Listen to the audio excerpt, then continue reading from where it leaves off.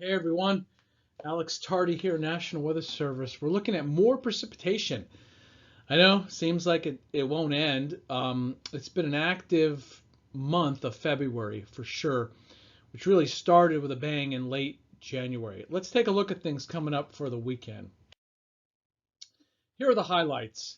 We're still dealing with some drizzle. The marine layer is really deep, up around 5,000 feet, but the real weather's coming in on Saturday. Even early Saturday in our San Bernardino mountains, with the wind and the precipitation coming in. It's going to be a pretty strong cold front moving across our region. Now, we're not expecting heavy rain. Most of the precipitation will be light, but we do see some impact from the wind, and the combination of the wind, the falling temperatures, and the snowfall in the San Gabriel and San Bernardino mountains. So that's our main concern with this upcoming storm. It's going to be blustery starting Saturday afternoon, but even through Sunday, even though we'll see some mixed sun and clouds on Sunday, with most of the showers tapering off. The next storm, it doesn't look as strong, but it does take a similar path across northern and then eventually southern California for mid next week. We're looking at Wednesday. Here's the outlook. I've got Wednesday shown here for a chance of rain. Maybe a little snow in the upper elevations, but the main focus again is the wind, the strong wind, the rain, and the low snow levels in the San Bernardino mountains. So that's our concern coming up here for the weekend, especially on Saturday. Now, we're also going to see some strong wind in our deserts on either side of the mountains, especially those desert slopes, however, especially those desert slopes. So be aware of that if traveling.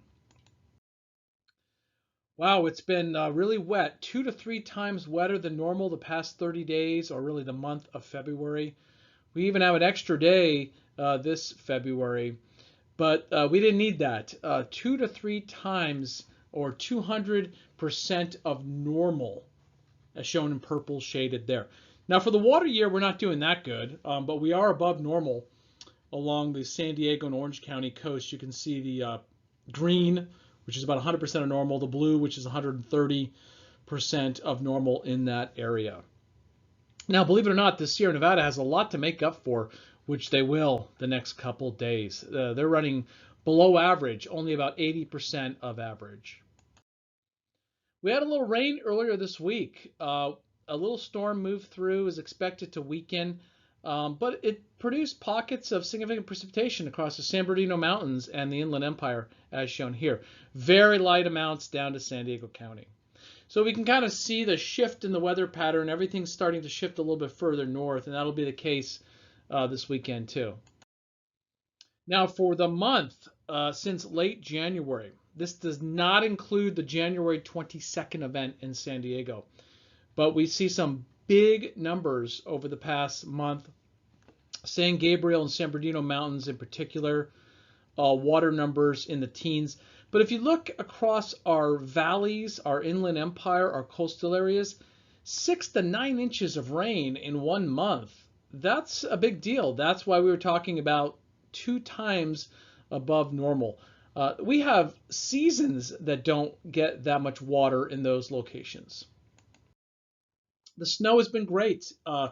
Big snowpack with as much as 80 to 120 inches of snow between 7,000 and 8,000 feet. So up in those ski resort areas, it's really come down. My photos here are right around 8,500 feet on Mount Baldy. Okay, what are we expecting to add to that? Here's the precipitation totals. It stands out that the San Gabriels and the San Bernardino Mountains are going to be the wettest. And then it tapers to the south, okay? We're not going to have a lot of rain over the Santa Ana or the Palomar Mountain Range or the Laguna Mountain Range, or even the Riverside San Jacinto Mountains. But a half inch to 3/4 of an inch of water will add up in those areas, with much lighter amounts when you go down to the Mexico border along the coast, where a lot of areas may not see 1/4 of an inch of rain. If you're up to the north in Orange County, 1/4 to half inch of water, with that coming down on Saturday.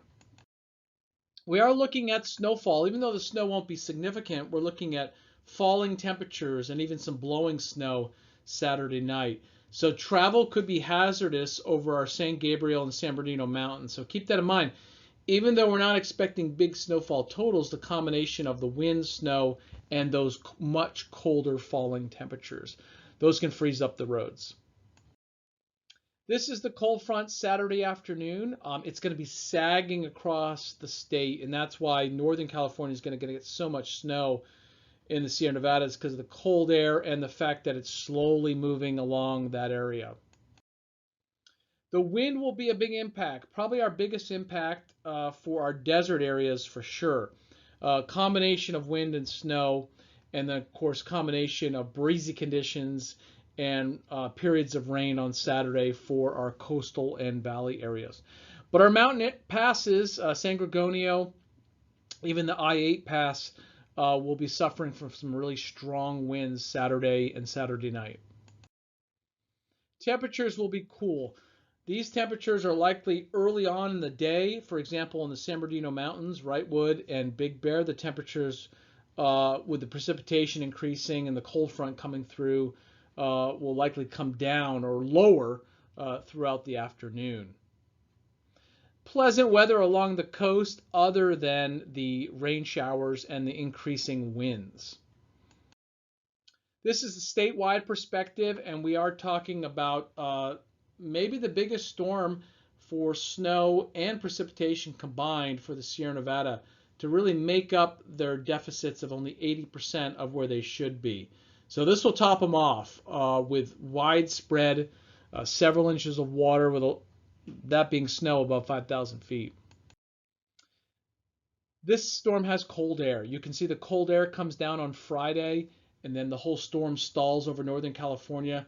And then it gets a kick from that light blue, the coldest air, and it sags across Southern California on Saturday, along that white line, which is the jet stream. Now, by Sunday, it's to our east, so things will be winding down, but will be cold and blustery with those northwest winds behind it.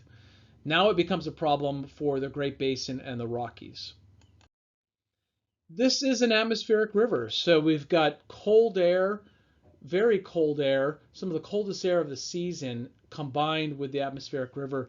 You can see the atmospheric river stalls out on Friday and really energizes on Friday across Northern California. Then when it gets kicked to the south along the cold front, we just get a piece of it, and it does weaken when it makes it into Southern California. And that's why we're expecting lighter amounts, especially as you go north to south.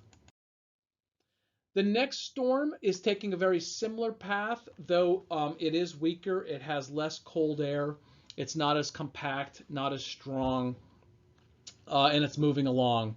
So that looks like it'll impact us next week on Wednesday for Southern California. The outlook reflects that. So it includes another storm coming in after this weekend, March 2nd, 3rd. So another storm coming in, and you can see it affects really all of California with cool conditions and a little bit above average precipitation.